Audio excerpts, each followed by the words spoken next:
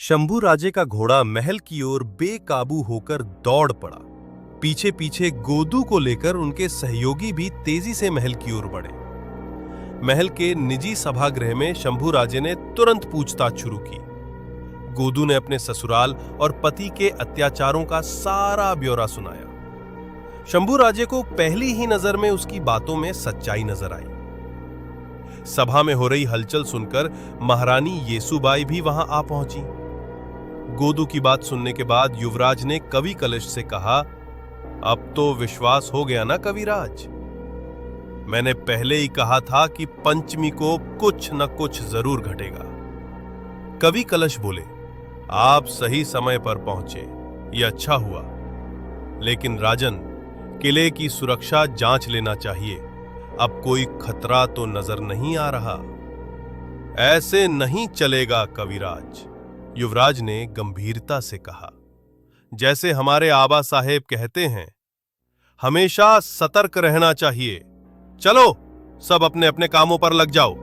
और कविराज, यदि वाडकर पिता पंत कहीं भी मिले तो उन्हें तुरंत बंदी बना लो।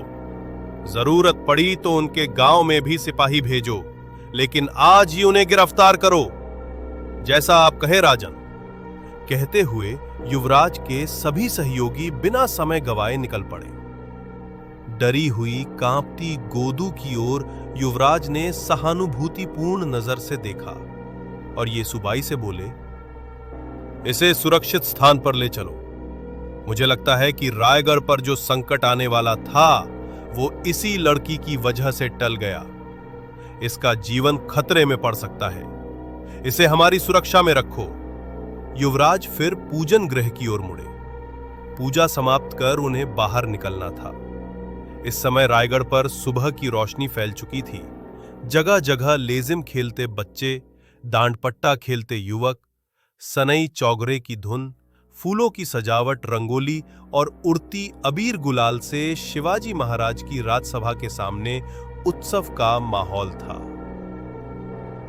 इतने में डर से कांपते रामकराव और निवास राव भी वहां पहुंच गए। उन्हें डर था कि यदि गोदू महाराजों तक पहले पहुंच गई और सच बता दिया तो उनका बचना नामुमकिन था।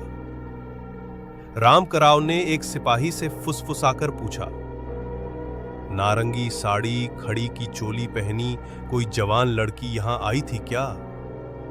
सिपाही बोला, हाँ। सिपाही बोला, हाँ, थोड़ी देर पहले एक औरत आई थी, लेकिन युवराज उसे अपने महल में ले गए। ये सुनकर पिता पंत कुछ क्षणों को अवाक रह गए, लेकिन फिर जल्दी ही संभल गए। गोदू उन्हें बदनाम करने वाली है, ये जानते हुए उन्होंने अब गोदू को ही बदनाम करने की योजना बना ली। वे दोनों युवराज के महल की ओर दौड़ पड़े, लेकिन वहां पहुंचकर डर के मारे उनके कदम कांपने लगे। एक दूसरे को उकसाने की कोशिश की, पर शेर की गुफा में घुसकर उसे ललकारने की हिम्मत दोनों में नहीं थी। इसलिए वे वापस राजसभा की ओर मुड़ गए। पंचमी के जुलूस में शामिल होने के लिए हजारों की भीड़ जमा थी। थोड़ी ही देर में महाराज पालकी में सवार होकर जगदीश्वर मंदिर की ओर निकलने वाले थे।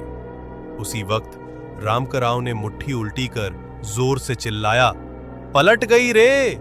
युवराज ने गरीब की बहू को भगा लिया। अब मैं बिना पत्नी के कहां जाऊं? समाज में क्या मुंह दिखाऊं? कहकर निवास राव जोर जोर से रोने लगा और अपने ही गाल पीटने लगा। वहां मौजूद जनता और दरबारी चौंक गए। शिवाजी महाराज के बेटे पर इस तरह का आरोप, वो भी खुले दरबार में! भीड़ बढ़ने लगी। रामकराव और निवास राव ने और हंगामा मचाया। रामकराव बोला, अगर ऐसे ही हमारे घरों में ये राजकुमार घुस आएंगे तो हम गरीब लोग कहां जाएं? हमारी बहू बेटियों की इज्जत खतरे में है।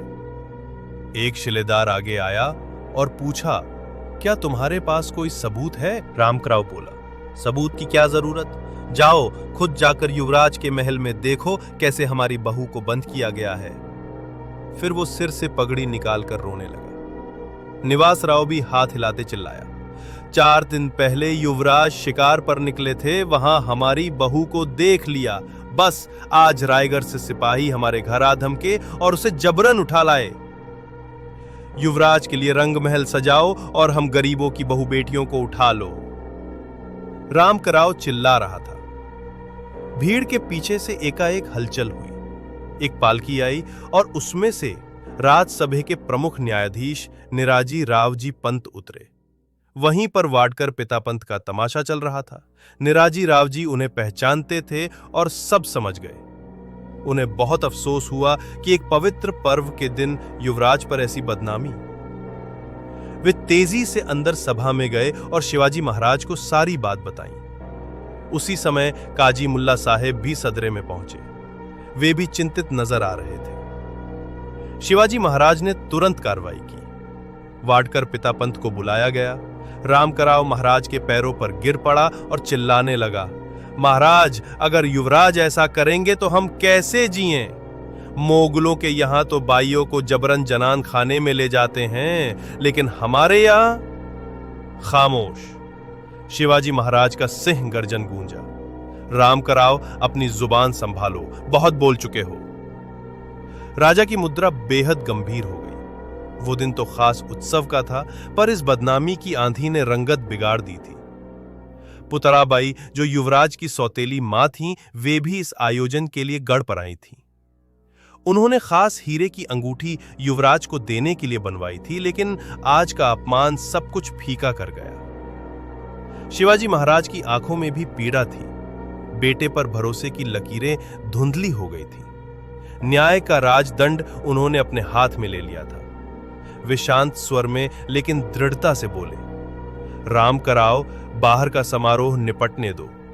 तब तक तुम यहां शांतिपूर्वक बैठे रहो।